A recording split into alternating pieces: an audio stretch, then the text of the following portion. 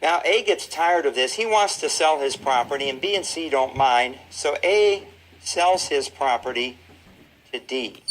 Okay? Now, the question becomes, what is D's relation to B and C? Does he slip in and become a joint tenant with B and C? No, the four unities aren't there, are they? Time, title, possession, and interest. So D didn't buy it at the same time. He didn't buy it on the same title. He has the same interest in the property. He has a third of the property, and he has an undivided possession, but he doesn't have the other two unities of those four unities. So therefore, D is going to be a tenant in common to B and C. What's the relationship of B and C? They're still joint tenants, aren't they? So you see, this can be kind of a mix and match thing as it gets more complicated once the ownership situations have been put in place. Okay. Talk about community property. Now, the community property states are easy to remember. The little mnemonic hook is this: Louisiana to California and when. So if you think about your map and you start at Louisiana, we have Louisiana, Texas, New Mexico, Arizona, California, and when. Washington, Wisconsin, Idaho, and Nevada. So Louisiana, Texas, New Mexico, Arizona, and California, and when. Washington, Wisconsin, Idaho, and Nevada. Wisconsin's a fairly new one on that list. Those are community property states. Well, what does that mean? It says this: all property acquired during a marriage, with the exception of separate property or property acquired by gift, inheritance, or personal injury proceeds, are going to be considered community property. So basically it's this: everything that comes into the marriage is considered community property, with the exception of if you get a gift, if you get an inheritance, or some states will say personal injury proceeds are also considered separate property and not under the community property umbrella.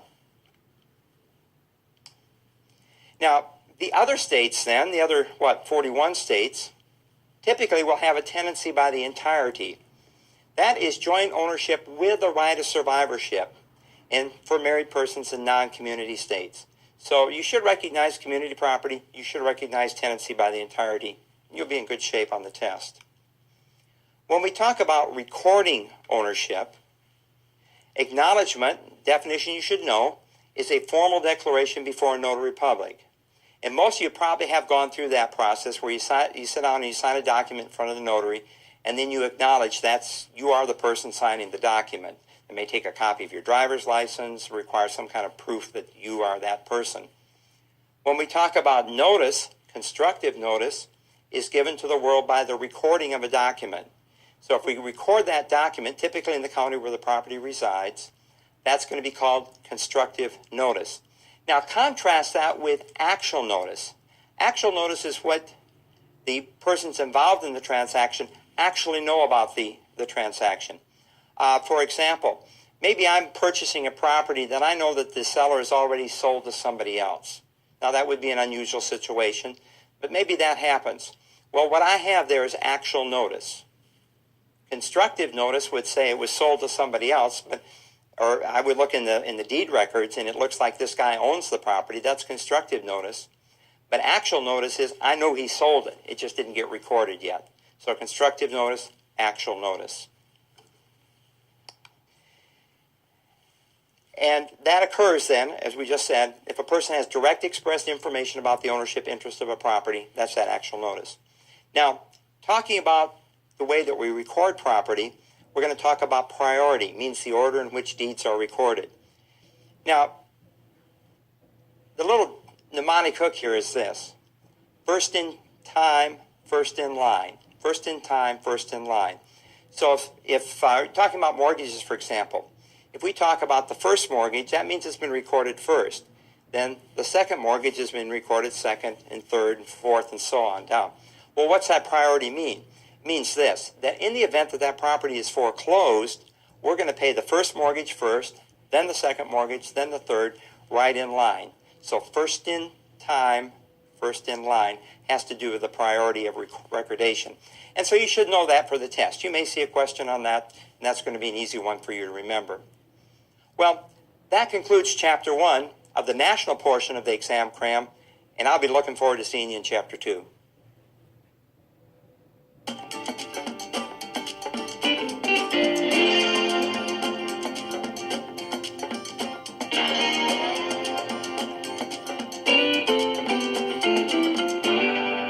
Hello, and welcome to Chapter 2 of the national portion of your Allied Exam Cram.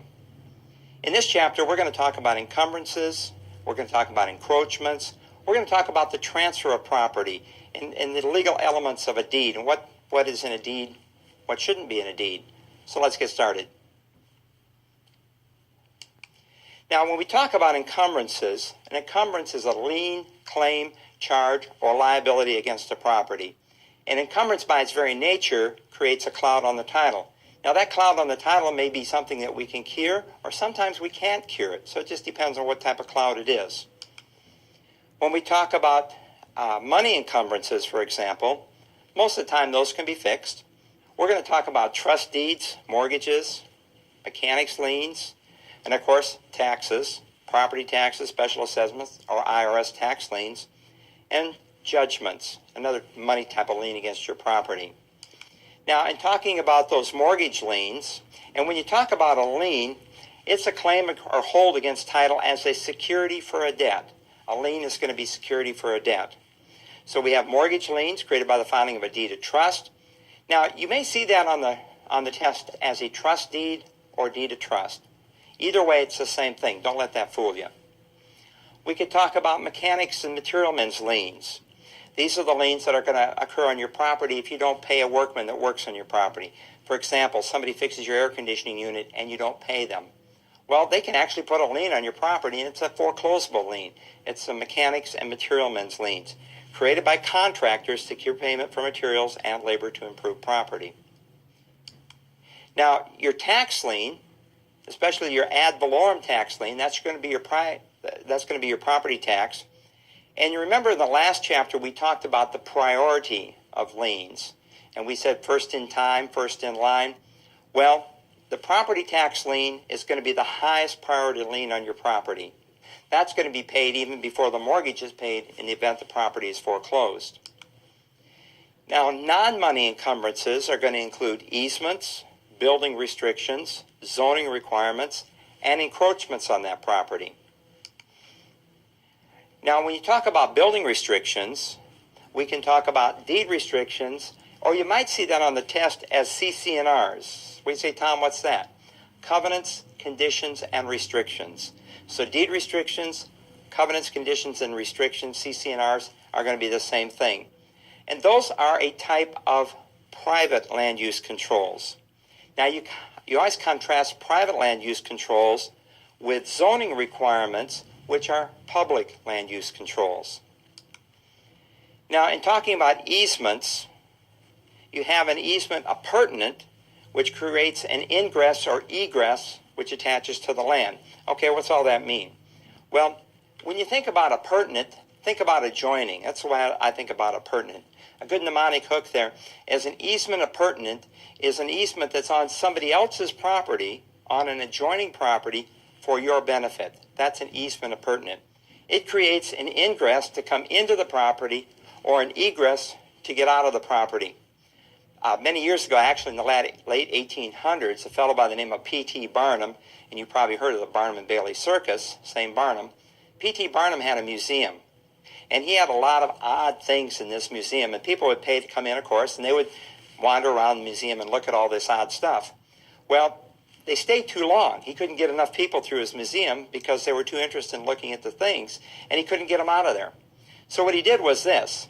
Over the back door, he put a big sign, and it said, "See the egress." And so as they walked out the back door looking for the egress, of course the door would close behind them, and they would have to come and pay if they wanted to get back in the museum. Ingress and egress.